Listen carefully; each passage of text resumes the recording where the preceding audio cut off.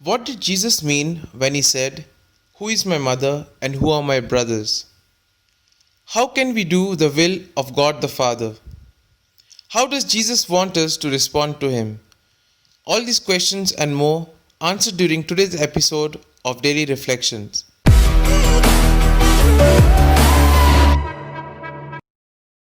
Doing the will of the Father. Jesus says, "Whoever does the will of my Father is my brother, sister, and mother." But what does it mean to do the will of the Father? Doing the Father's will implies doing all that Jesus has taught us during his ministry. In simple words, it means to follow the gospel values even in challenging situations. In our lives, we may think that it is difficult to follow every command that Jesus gives us. It is for this reason that we have been given the Holy Spirit, the Paraclete, to guide us and help us walk on the right path. Which brings us to the second point, total commitment to Jesus. Pointing out to his disciples, Jesus says that they are his family. It is significant to note that Jesus' own blood relatives are spoken of as being outside, and the disciples who listen to him are those who are inside. However, it doesn't mean to say that Jesus is rejecting his family. He uses this situation to make a very important point, namely that relation to Jesus is based only on one thing, total commitment through Jesus to the Father. To be a Christian, a disciple, is to enter into the new relation with God and with others. All other bonds, including those of blood, take a second place or are to be understood in the light of this bonding to God. It would be wrong to conclude that Jesus was rejecting his mother here. Mary is measured by her commitment to the Father and the Son. The commitment was clearly made when she accepted to be the mother of Jesus.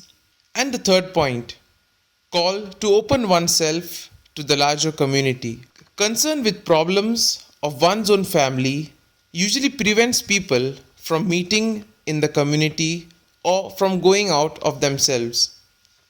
In order that the kingdom of God manifest itself in community living, the people had to overcome the narrow limits of the family and open themselves to the wider community. Jesus sets an example for us by saying that all those who follow him and do the Father's will are his mother and brothers. He creates a community. Jesus asks the same thing of those who want to follow him.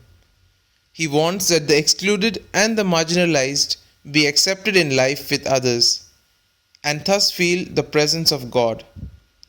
This can happen only when we are community oriented.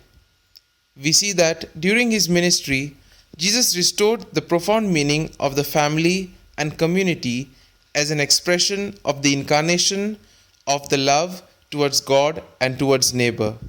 Here are certain points for our personal reflection. What place and what influence does family and community have in my way of living my faith?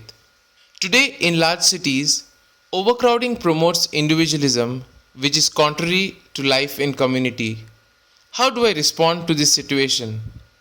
And thirdly, how do I bring the attitude of Jesus to these communities of which I am a member of?